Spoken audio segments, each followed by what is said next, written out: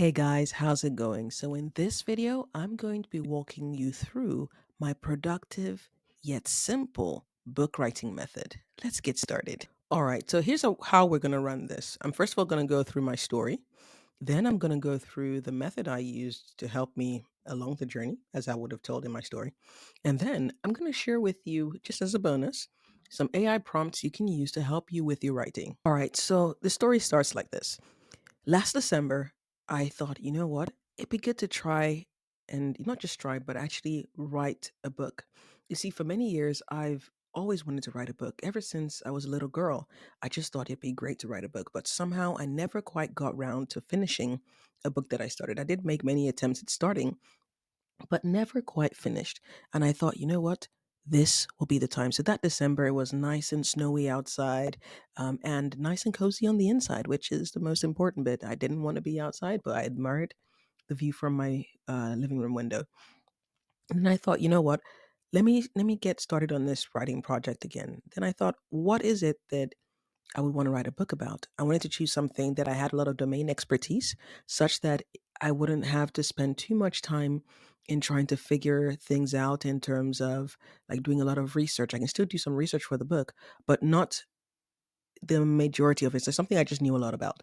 And then I also decided that I wanted to make sure that it was something short, literally a book that just gives people what they need to get them from point A to point B. That was my thinking. And so, okay, I thought, okay, set the bar low. It's going to be a short book. So that means it should be easier to finish. Then I also decided, okay, what is the area that I do have that expertise? That expertise, that domain expertise that I have is actually in the area of voiceover. So I'm a voiceover artist as well as a data analyst. But for this project, I'm a voiceover artist. And I love the work I do. I love that I'm able to help brands and people just tell their stories in ways that really resonate with the audience. And I thought, okay, it'd be great to create a book talking about some of the things I know in voiceovers. But then I thought, rather than be so broad as to say, oh, how do I become a voiceover artist? Let me narrow things down and teach a particular aspect of my work that I can help clients with. And so I decided to focus on teaching the full process of managing an audiobook production.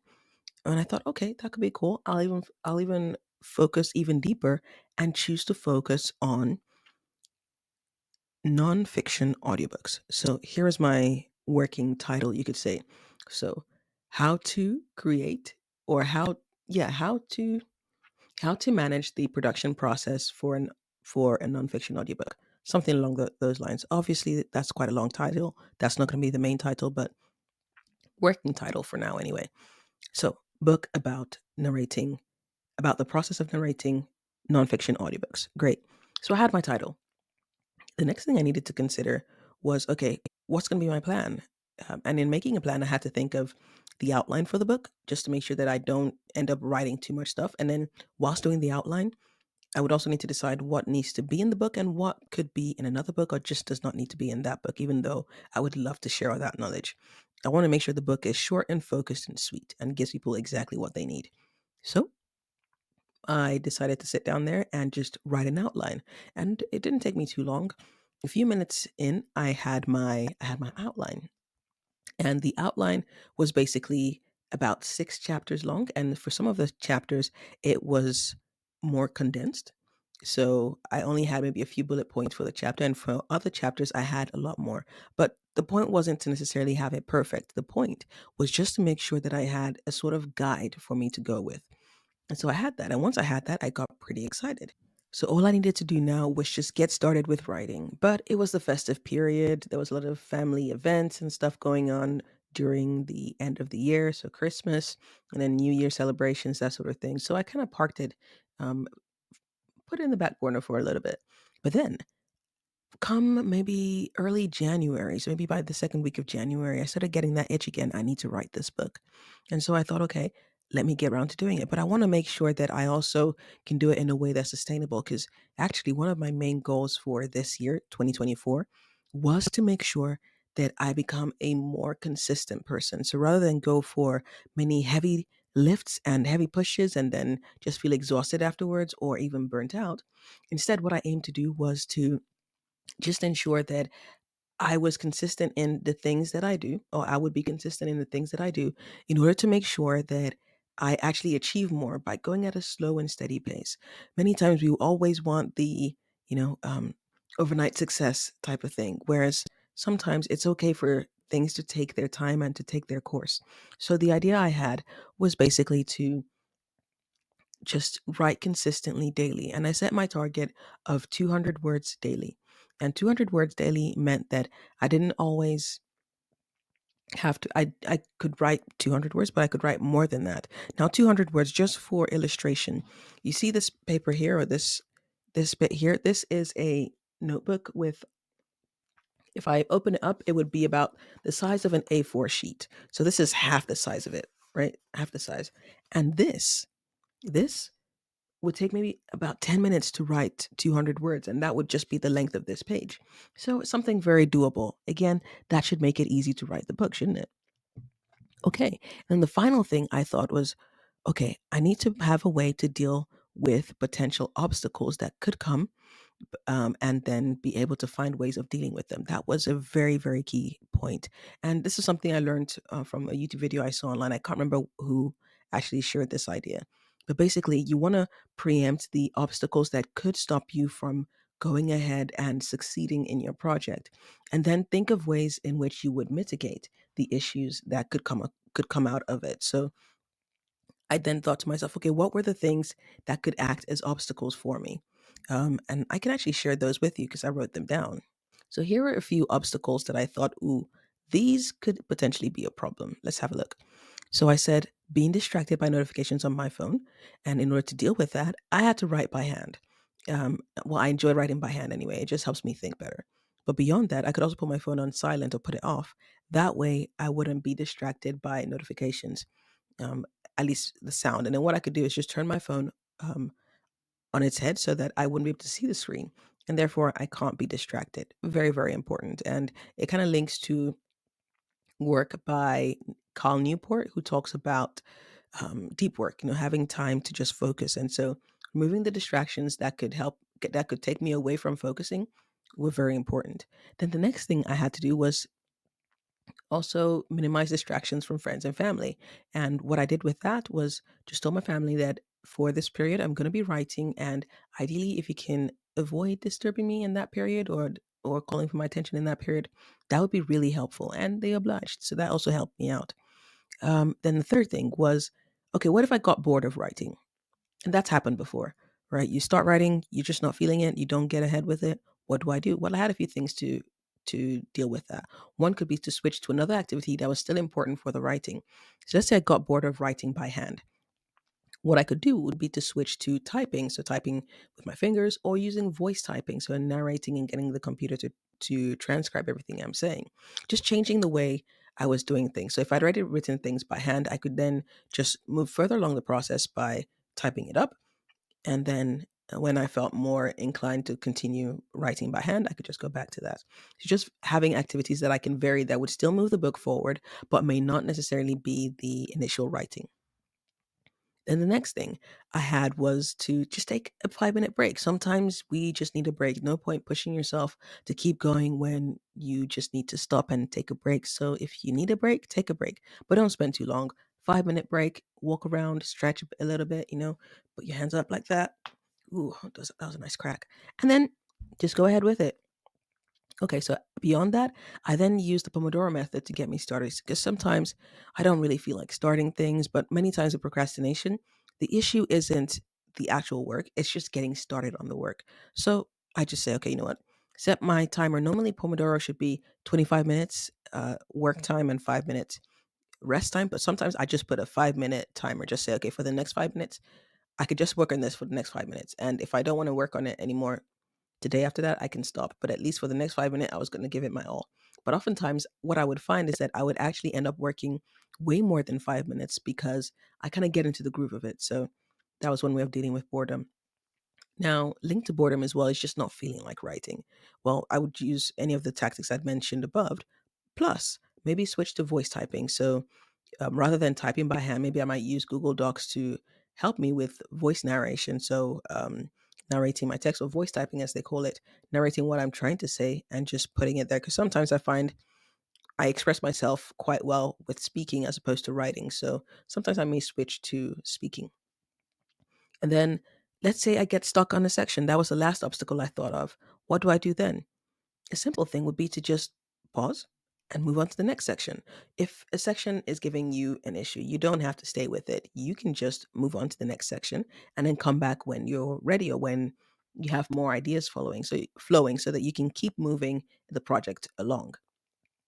And that was basically what I did for that. And then also, in order to unblock me, and I'm going to share some of the tips and the prompts I used with you, I used AI as a writing aid or a writing assistant. So I would just use ChatGPT, or my current favorite AI is Claude.ai. And I use that to help me with just getting unblocked with some things and just filling in the blanks in some parts of the book that I couldn't quite remember. So, for example, in the book, I want to include checklists of things that um, people who are managing the process of an audiobook would need to just keep track and make sure that they have everything covered. And I told the AI to help me come up with a few checklists. And I found that the ones I'd already written were great, but it helped me add a few things that I might have missed out, both in actual checklists and then items within the checklist. All of that was just great. And that was how I dealt with the obstacles. And the result of this was that I actually ended up finishing the first draft, granted, a very rough first draft of the book within 10 days. I was shocked because I didn't necessarily plan to have a timeline within which I would finish writing the book. I just thought, you know what, just be consistent. That's all I ask. And I did it within 10 days. And I thought, wow, this is pretty cool. So I then went on to typing it up. So voice typing mostly, and then correcting any errors in the transcription. And then as I did that, some more ideas of things I need to add came up. And now I'm basically in the editing phase where I'm going through chapter by chapter and seeing what areas I need to add a bit more information on, what areas I could be clearer on, and I'm going to do this first pass, finish this first pass of editing. Then afterwards, I'm then going to get somebody else to help me edit. So maybe get a friend and then get a professional editor as well, just to make sure I've got things to a T. And once I've got that done, my first proper draft of the book would be done. And then I can then decide what I want to do next, if I want to go for a publisher or if I want to self publish, and then also look at marketing. But yeah, that's been my story in terms of actually getting round to writing. And the key, if I literally give you the one key, would be, well, actually, there are a few keys: consistency, setting the bar low in terms of the overall target as well as the process goals, and then finally just sitting down and getting the work done, literally. And that was how I did it. All right, so now that we've run through the story, let me run through the different process steps that really helped me on this journey. So the first thing I had to bear in mind was the principles. So what were the principles, the mindsets I needed to keep and hold fast to in order to make sure that I actually saw the project from start to completion? And the first of those was understanding the journey. So understanding what it would take to actually get the book done. So that was helped by having an outline, but also having an idea of the different steps that are involved in writing a book. So first of all, there's the planning, then there's writing, the editing, and then the publishing, and then the marketing that comes after it. But just having an idea of the different steps, not perfectly, but just having an idea, just was just very helpful so that I knew how far along I was on the journey and what else needed to be done. Then besides that, I also needed to set the bar low. This is my first book that I'm going to publish. I want to give myself every possible chance of success with this. So what I had to do was sit down and think, okay, how can I set the bar low in order to make sure that I can scale it and even go way beyond it? That was my thinking. So it's not a cop out, but a way for me to say, okay, what would it look like if this were easy? So I then thought, okay, in terms of an outcome goal, yes, I want a book published. So my outcome goal was to have my first draft um, ready and have that be as short a book as possible. What I mean by that is not a really short book, but short book in terms of standards for nonfiction books. Most nonfiction books would be maybe 50 to 80,000 words. Mine doesn't have to be that long. It just has to be long enough to convey the information that it needs to convey. Now, for me, that ended up being 10,000 words for my first draft. But now, as I'm editing, I'm finding there are other bits I need to add in that I'm still working on and adding into it. But the goal was just 10,000 words. I've had to do that for writing academic essays before. So it wasn't insurmountable. It seemed very manageable. And then on the process goal side, so the process goals are goals that help me towards achieving the outcome goal of writing the book. So the process goal was literally write 200 words every day. And when I switched to editing, it was edit about 200 words a day minimum. Now, I can always go above it if I want, but once I've hit that 200 words, I don't have to go beyond that. So I set the bar low to just give myself every chance of success and just give myself fewer reasons to want to procrastinate, fewer reasons to just not focus and get the job done. Then the next thing I did was focus on consistency. So linked to my process goal of 200 words a day, just be consistent. I'm not asking you, this is me talking to myself by the way. I'm not asking you to do hard pushes. That's not what we're doing. We're going to go against that this year. This year is about consistency. So instead, let's just be consistent. Let's just write 200 words a day. Just make a little bit of progress each day, and eventually we'll get there. Like I said, I was surprised when after about 10 days I was done with the first draft. I didn't expect it to be that soon, but it just happened because I was consistent. So I just need to be consistent in my writing and in my editing. Then I just thought, you know what, make it fun, make it a habit. And that's where I added a little bit of a different twist to my writing, which which actually has been helpful for me. So what I've been doing is live streaming whilst I'm doing my writing. So every time I sit down to write, I live stream. And what that does is that it's a very public way for me to show accountability that I'm actually writing the book as I planned to write it. And then also it's a fun way to learn about live streaming. I've always wanted to learn about it. I see people live stream sometimes, and I just wonder, I wonder if I could do that, or why do they do live streaming? So it's been a good way to just test it out. I actually know how live streaming works, but that's what I've been doing alongside it. So it's been kind of fun doing that. And the way I did is I just made it a non-speaking live stream. So I'm not I'm not speaking in it at all. All you just hear is just some nice lo-fi beats as I work, and I occasionally wave at the camera to say hi or respond to chats of people who just randomly breeze in, and I have some interesting conversations with people as they come. So I thought, okay, you know what? Yeah, this is kind of fun, and the distraction of having people come in is actually a welcome distraction because I can just take a pause, say hi, and then continue with my work. And some people have actually found it inspiring, and they feel like they want to continue. I actually had a viewer just come on board, and she came the first day and the second day, and that really touched me because she said she was just checking up on me and seeing how I was doing with my writing, and I thought, oh, that's really nice, and I appreciated that. So that's my way of being accountable and making it fun. Then I told myself as well, done is better than perfect. That was the last thing. Done is better than perfect. And what does that mean? It basically means that don't be a perfectionist with this. Write a bad first draft if you have to. The important thing is just get it done. And so when I was writing, I made sure that I didn't use any filters. I just wrote, and that was it. So those are the principles that I kind of held fast to. And I think those are very important in order to help with actually seeing through the project and actually making sure that I finish it. Everything else is, I guess, part of the process. But this one, knowing these principles and holding fast to them, I can't say enough how helpful they were to me. But okay, let's move on to the next thing. So once you have your principles down, the next thing is to plan. And in planning, like I said, decided to write a short book. I made sure it was something I was familiar with. So the topic was something I was familiar with so that I could write quite easily and not have to do too much research during the first draft.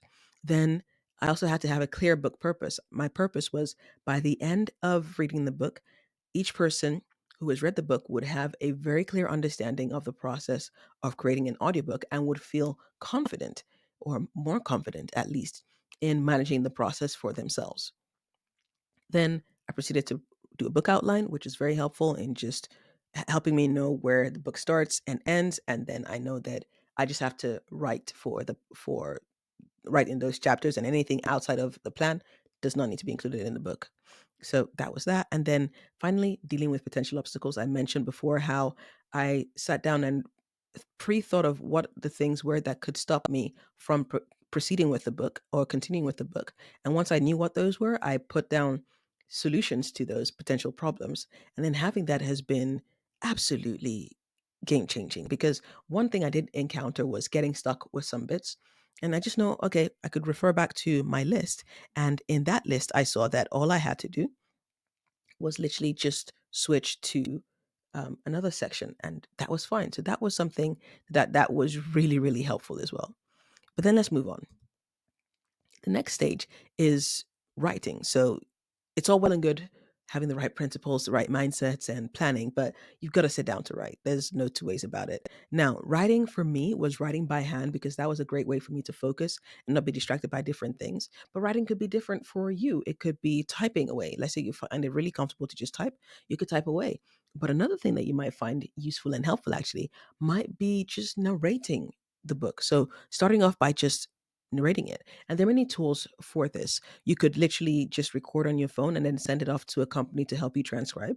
That's one way. A second way, which you can see direct results, would be to open up a Google Doc and within there go to the file, then settings, then go click on the voice typing feature there. And that voice typing feature lets you just narrate and then it types up what you're saying just like that. And that can be really, really quick when it comes to actually just getting your thoughts from your head down on paper. So that's another way you could go about it. And I think I'm going to be employing that more. But I felt just for the first time when I was writing this, it just felt like it flowed better when I was writing by hand. So that's why I chose to write by hand. And then when I'm writing, again, no filters, just write. Just write it as it is in my head, write it down. Don't spend any time doing any editing. Editing can come in another phase. If you start editing as you're writing, you'll find that you are slower in your writing process. So avoid that at all costs. And then I just decided to build a writing streak. So linked to having the fun in it was just to make sure I just kept writing each day and I can tick a box and say, okay, I wrote at least 200 words a day, or at least I thought about the book today, and just keep progressing that way. And then finally, the edit. So once I've written everything and I've put things down, I'd need to do a few passes of editing. So that's just do a little bit every day. So even if it's 200 words worth of editing, just do that. Like I showed you before using this book, editing is literally, 200 words is basically a full page, a full written page. So all I had to do was just make sure that I just edited 200 words a day. And that's what I'm doing right now. There were times when I did get stuck and I thought, okay, I need to write an introduction for this chapter. I got a bit stuck, but hey, I keep progressing. And then I told you what I also did to get myself unstuck was to use prompts using tools like ChatGPT or Claude.ai. Let me give you an example of how I did that. As I mentioned previously, whenever I got stuck, what I tended to do was either move on to a new section or use ChatGPT or Claude.ai, both AI tools for helping you with different tasks, to help me just get unstuck. And I'm going to share a few prompts with you that were very helpful to me when I was in my writing process. Let's get into them. So the first was to make summaries of the book chapters that I was writing. Now, what I wanted this book to be was a very, very helpful resource, something that people could actually go back to and swipe through again and just review different parts to just jog the memory of the things that they'd learned. Now, I could leave them to write their own summaries, but I thought it'd be quite helpful if I wrote summaries in the book. Now, I wanted to write two types of summaries. One was a lengthier summary, not very long, maybe just a page or half a page, maybe a page, just giving the highlights of the things to take from the chapter, and then a TLDR summary, which would be something just really small, a paragraph maybe, just saying one or two key points that give a sense of what happened in the chapter. That way, if somebody was flipping through the book and just wanted to know, okay, what's in chapter one, what's in chapter two, they can just literally read those summaries and then be on with whatever they're doing. So I wanted to make it really helpful that way. So the way to do this for me was to create summaries. Now, I could go ahead and write the summaries myself, but I thought, well, I already have the main text written. I can get an assistant, my AI, to help me with writing the rest of the summary. So what I would do is just take the full chapter one excerpt, for example, and because I was using Claude.ai rather than ChatGPT, it meant that I was able to use many more words than I would if I was using the free version of ChatGPT. Just saying. So I just copied the chapter one, pasted it in there, and then told it, okay, I want a summary. So here is chapter one of my book. Help me write a summary of the chapter and the TLDR summary. TLDR stands for too long didn't read summary. So the much shorter summary. And then write it in past tense, make it informal, and use simple English. Use I or we instead of the author. And then make it inclusive. I want the readers to feel like they are being carried along the journey. So I want it to feel very much like I'm that companion next to you, helping you along your journey. And this prompt came out of a few iterations. So, trying out different things when it would give me an output, I would say, I want it a little bit better, or I want to tweak this. I want this in the past tense, not future tense or present tense. And this was the final output I came with. Now, with each prompt, if you're referring to a piece of text, don't forget to include the text. That's why I put the insert text excerpt in there. All right, let's go on to the next one. Now, my second prompt was adding hooks to my writing. So, particularly for chapter one, I wanted the reader, just after reading the first page, to think, oh, this is a book I definitely want to invest in and definitely want to read. I got this idea from my process of making YouTube videos. They always say that you should be creating hooks at the beginning of your video so people know that they've come to the right video and to know to stick around for all the goodies that's going to come by the end of the video. So I thought I'd employ that into my writing in this case. And then what I would do is insert the chapter, so chapter one in this case, and then tell it, okay, how can I add a hook to chapter one to make it interesting for people to want to read more within the book? What tactics can I employ? And can you give me examples of those tactics? That's what I was asking it for. And it gave me quite a few interesting things. Let me read out some of the ideas it gave me, and you see how helpful this really was. Okay. So it said, it gave me ideas such as, writing or including an evocative opening scene, or maybe an intriguing statistic, or a compelling quote, or paint a vivid picture or outcome. Now, in doing this, I thought, oh, this would be interesting, but how do you actually do that? And then I thought, you know what, let me just get it to help me write one. And so I did. So that was my third prompt. I said, okay, help me write hooking paragraphs I could add to chapter one. And that's what it did for me. And when it did that, I was pretty amazed. Even I, after reading those hooks it gave me, felt like reading more of the book. So I thought, okay, we're definitely onto something.